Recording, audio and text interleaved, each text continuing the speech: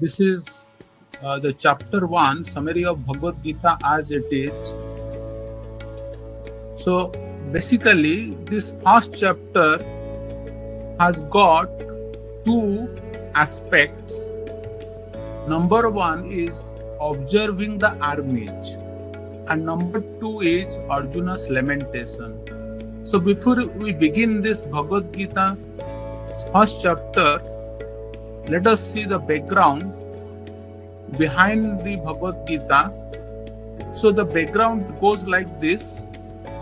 The Pandavas and Kauravas, they belong to the same dynasty, that is the dynasty of Kauravas or Kurus, and in which the Kauravas, they play evil against the Pandavas, and they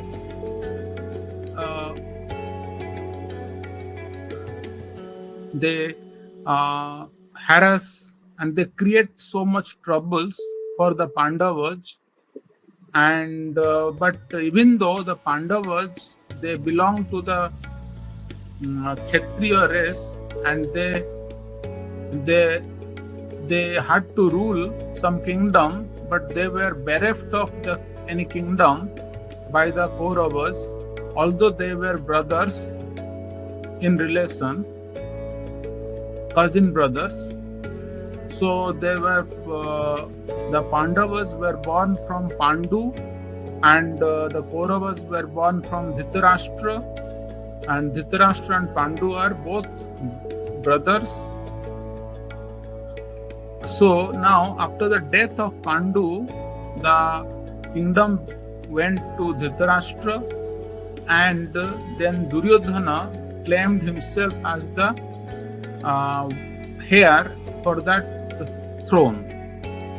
But the Pandavas, they sought some kingdom, but they were refused by the haughty and evil Duryodhana, which led, and the speciality of this katha is that the Supreme Personality of Godhead, Krishna, the proprietor of all the universes, was himself present on our earth planet at that time. And since Pandavas are devotees of Lord Krishna, so they were under the shelter of Lord Krishna, and Lord Krishna even acted as a peace messenger and went on behalf of Pandavas to gain some righteous place, but he was also refused by the evil-minded Duryodhana, which led to the war at Kurukshetra. So this holds a very important subject matter for whole humanity, because we, in this time and every time, we also face battles. We face battles outside and also inside. Inside our mind, we have to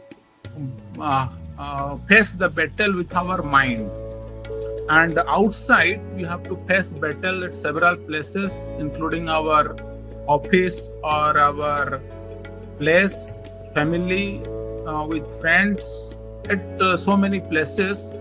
Nowadays we have to face the battles. So the battles is inevitable, but how do we face the battle, and how do we come out victorious in the battles? That is the subject matter of Bhagavad Gita. If we sincerely study Bhagavad Gita in a submissive mood, as was done by Arjuna, then we will also gain the wisdom, and we will be enlightened by the timeless wisdom. So let us first of all see the chapters sequence by sequence and chapter by chapter. So let us dive into the first chapter, So the first chapter has two titles, two broad aspects. Number one, observing the armies.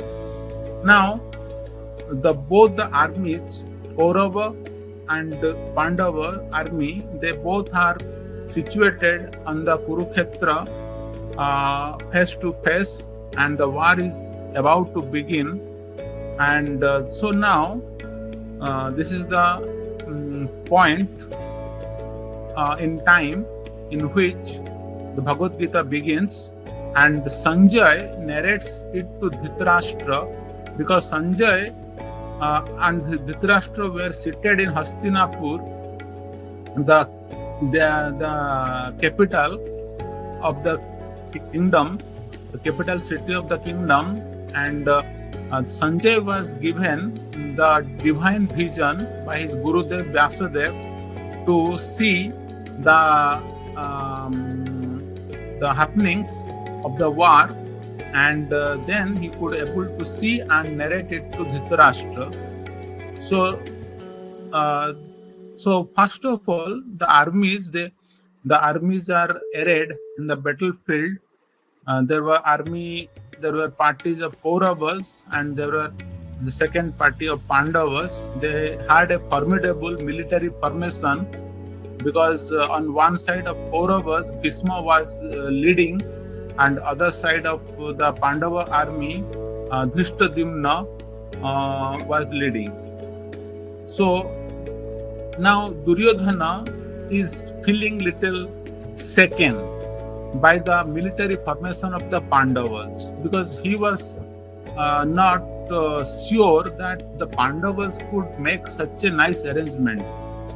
He was doubtful, but to his surprise, the Pandavas came with a very formidable military formation, and then there was a tumultuous roar, and so then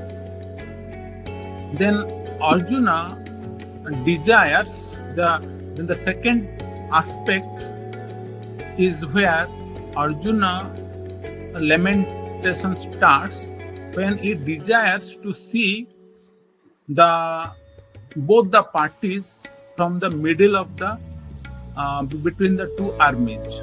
So he asks Krishna, he requests Krishna to take his chariot between the armies, and when Arjuna sees that the relatives, so many relatives ranging from his grandfather, great grandfather to his father, and to his friends, to his brothers, to sons, grandsons, everyone related to him were arrayed, were present in the battlefield. So Arjuna loses his composure. So seeing that the war is going to happen and he has to face some losses even, so he begins to lose his composure, and his skin starts burning, mind starts reeling, bow starts slipping from the head. So he cites several reasons of not fighting. So, and then finally he decides that it is better to be killed than to fight in the battlefield. So he casts aside his bow and in refusal to fight. So he is overwhelmed by compassion for his family members and teachers whom he is supposed to kill. And therefore he gives so many reasons, noble and moral reasons. So he casts aside his weapons. Finally, he is overwhelmed with grief. He is depressed. He becomes overwhelmed by depression and grief, and he indicates that he will not fight. And because of this, it indicates Arjuna's position as a great devotee, because a devotee will be little bit responsible about the outcome of such a huge battle. A devotee becomes responsible. He does not go to fight with a cruel heart. So it shows kind-heartedness of Arjuna, and this indicates that he is ready to receive the transcendental knowledge from the supreme personality of Godhead, Lord Krishna himself. So this is the chapter 1 summary. Thank you all.